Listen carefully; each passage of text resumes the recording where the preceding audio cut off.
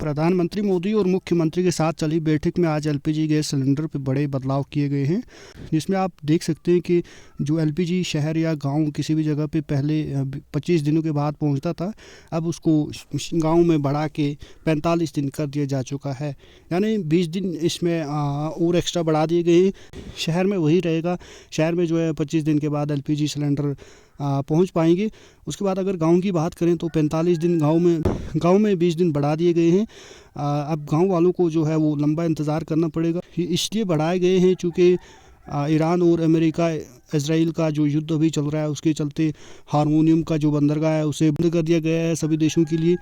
उसमें अगर आप चाइना और रशिया की बात करें, उन दो के लिए खुला रखा गया है, बाकी सब देशों के लिए बंद कर दिया गया है। आशंका ये भी है कि कुछ समय बाद अभी आप देख पाएंगे कि जो एलपीजी सिलेंडर हैं इसकी दाम जो है वो और भी बढ़ा दिए जाएंगे। ये भी बताने भी आया जा रहा है, क्योंकि ये साफ दर्शाता है कि जिस तरह से अब लंबे इंतज़ार में जो गाँव के लोग हैं, जो आम जनता है, उसे और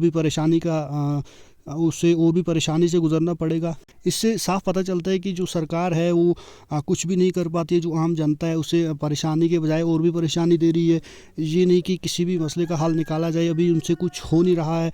आज मैं बैठक बुलाई थी, बैठक में इसी पे फैसला हुआ कि जो सिलेंडर हैं उसका अभी आप 45 दिन का वेट करना वो अनिवार्य होगा। इस पर वेट करना वो तो हमें तो पहले ऐसा लग रहा था कि जो 25 दिन है, 25 दिन से घटा के 15 दिन कर दिए जाएंगे, जो कि अब हुआ नहीं। उसके उल्टा 20 दिन जो एक्स्ट्रा गांव वालों को परेशानी होगी, 20 दिन एक्स्ट्रा उनको वेट करना पड़ेगा। देखिए, इसमें सरकार को हम इसलिए दोष ठहरा रहे हैं क्योंकि सरकार ने किसी एक का स्टैंड लेना था। अगर किसी एक का स्टैंड लेते हो तो शायद अभी इस समय ये हालात ना होते देश में।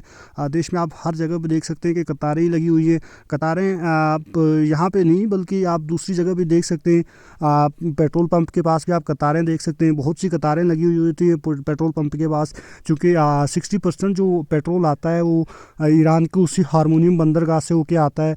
यानी कि ईरान से ही होके आता है भारत का जो पेट्रोल डीजल कुछ भी।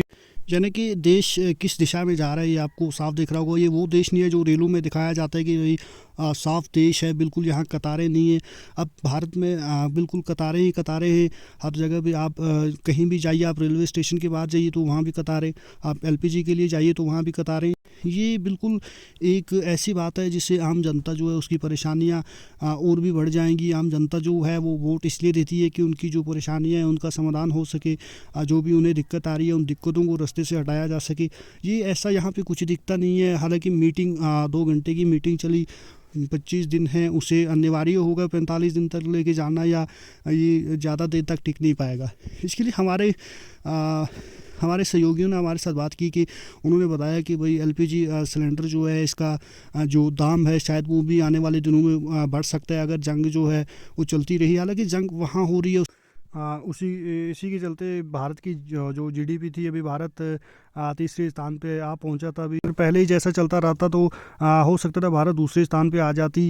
अब थोड़ा लगता है कि अब थोड़ा ब्रेक लगेगा। भारत को ही ब्रेक नहीं लगेगा बल्कि अमेरिका को भी ब्रेक लगेगा, जापान जो भी है उनको सबको ब्रेक लगेगा।